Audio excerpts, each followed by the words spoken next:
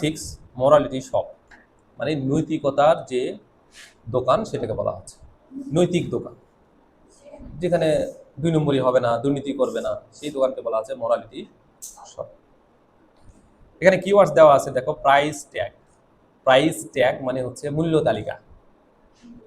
হ্যাঁ, কোথাও যদি ওই প্রোডাক্টের গায়ে লেখা থাকে, একটা ছোট স্টিকার আকারে দেওয়া থাকে, ওখানে মূল্য দেওয়া আছে, সেটাকে বলবো প্রাইস ট্যাগ। বিভিন্ন মার্কেটে গেলে দেখবা যে প্রাইস ট্যাগগুলো দেওয়া আছে, ওখানে মূল্য দেওয়া থাকে, ফিক্সড প্রাইস হিসেবে নিয়ে নেয়, তাই না? কনসেন্স, দেখো কনসেন্স মানে বিবেক, বিচার বিবেক, তোমার ভিতরে বিবেক বুঝো তো, মানে কোনটা which is right, which is wrong, হ্যাঁ এটা হচ্ছে ইউ হ্যাভ এ আইডিয়া, তোমার একটা ধারণা থাকা দরকার, সেটাই হচ্ছে বিবেক, কনসেন্স, তোমার বিচার, জাজমেন্ট। এখানে প্রিক, প্রিক মানে খোঁচা দেওয়া, প্রিক মানে খোঁচা দেওয়া, প্রিক অর্থ খোঁচা দেওয়া। অ্যাক্টিভিটি এতে আসি, did the conversation to know, জানতে, অ্যাবাউট দ্য মোরালিটি শপ। এই মোরালিটি শপ সম্পর্কে জানতে কনভারসেশনটি পড়ো, দেন তারপরে অ্যান্সার দ্য ফলোয়িং কোয়েশ্চেন্স, নিচের প্রশ্নগুলোর উত্তর দাও। তাহলে শাহানা বলেছে, এখন দেখো কনভারসেশনটির শুরুতে শাহানা বলতেছে, টুডে আজ I am going to tell you about a new kind of shop. বলছে আজ বলতে যাচ্ছি, I am going to tell you, তোমাকে বলতে যাচ্ছি, about a new kind of shop, নতুন ধরনের দোকান সম্পর্কে। অ্যাবাউট অর্থ সম্পর্কে, আর নিউ কাইন্ড অফ শপ অর্থ নতুন ধরনের দোকান। কাইন্ড মানে ধরন, কাইন্ড অর্থ ধরন। যেখানে there will be no shopkeeper, shopkeeper মানে দোকানদার, শপকিপার অর্থ দোকানদার, নো শপকিপার মানে কোনো দোকানদার থাকবে না, সেখানে কোনো দোকানদার থাকবে না।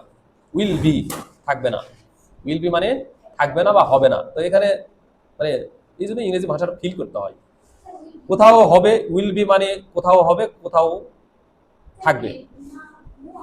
হ্যাঁ, এই নোটাকে পুরো সেন্টেন্সটার অর্থ ভিন্ন করে দিছে।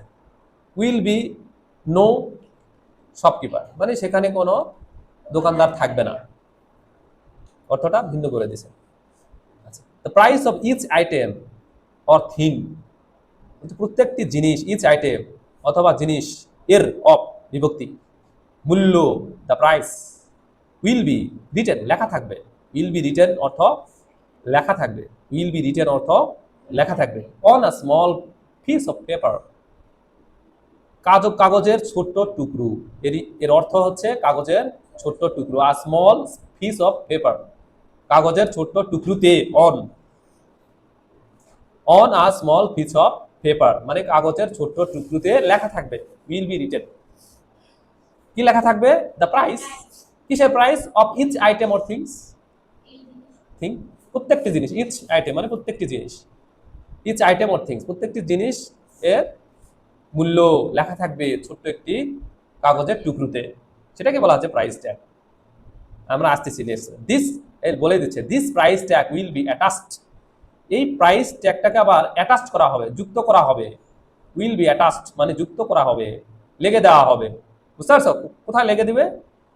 To the item or items, মূল মানে প্লুরাল করছে আবার সিঙ্গুলারও করছে, আইটেম মানে জিনিসে এবং জিনিসগুলোতে, বুঝে গেল?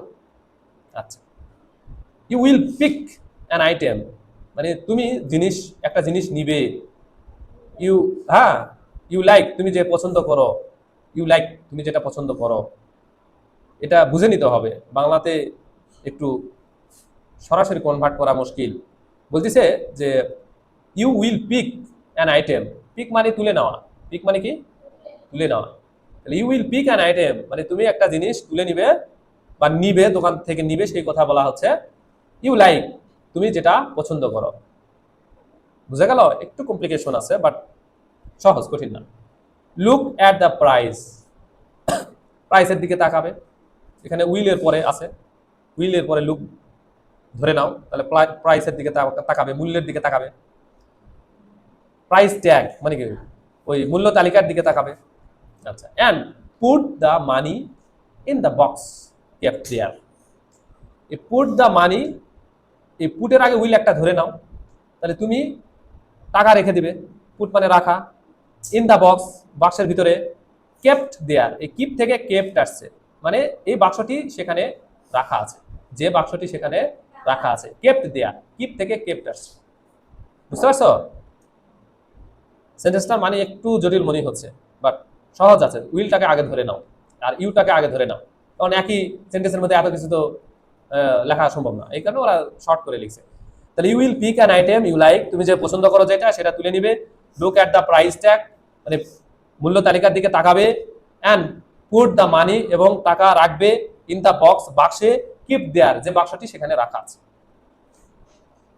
মানে অনুভব করতে পারলাম মিনিং, অর্থটা, সেন্টেন্সের অর্থটা আমরা অনুভব করতে পারলাম, তাহলেই হবে।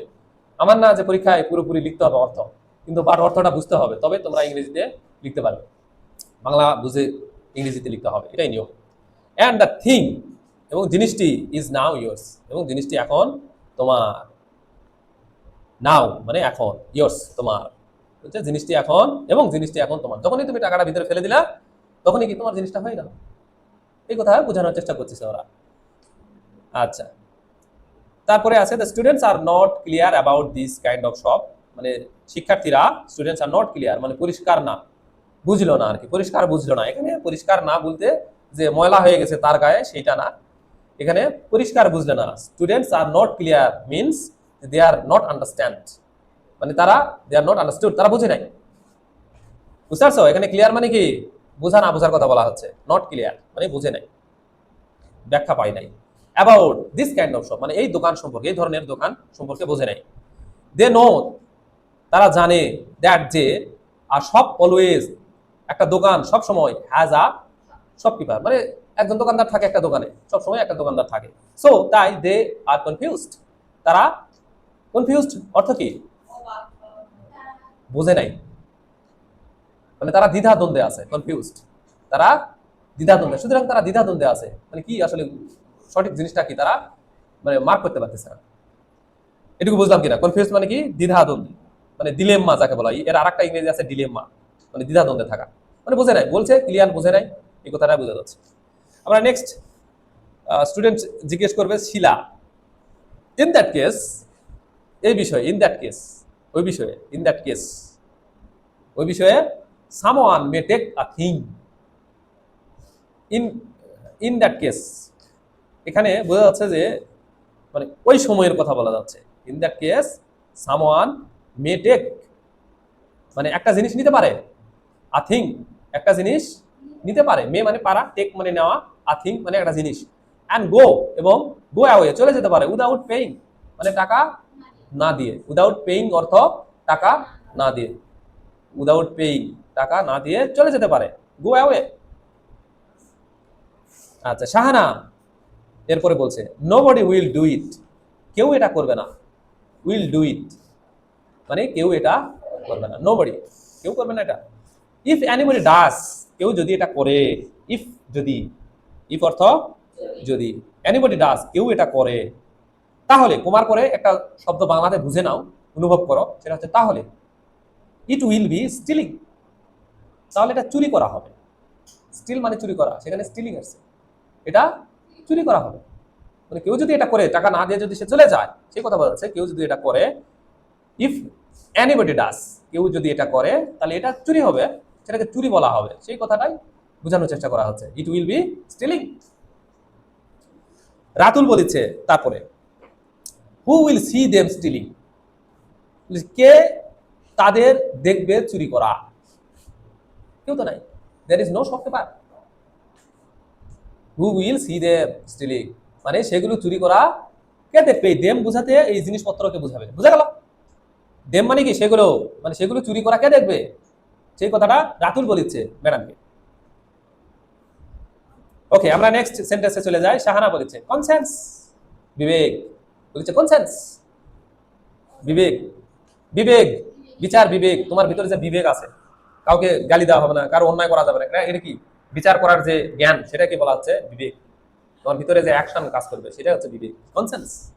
Do you know what conscience is, তুমি কি জানো কনসেন্স কি, হোয়াট কনসেন্স ইজ, কনসেন্স বিবেক কি। ওকে, ঠিক আছে। There is something in your mind, মানে তোমার মনে কিছু একটা কল্ড, যাকে বলা হয় কনসেন্স। তোমার মনের ভিতরে একটা কিছু আছে, সেটাকে বলা হচ্ছে কনসেন্স বা বিবেক। ইট টেলস ইউ, এটা তোমাকে বলবে। ইট মানে হচ্ছে কনসেন্স। ইটটা কি? ইটটা, ইট হচ্ছে প্রোনাউন।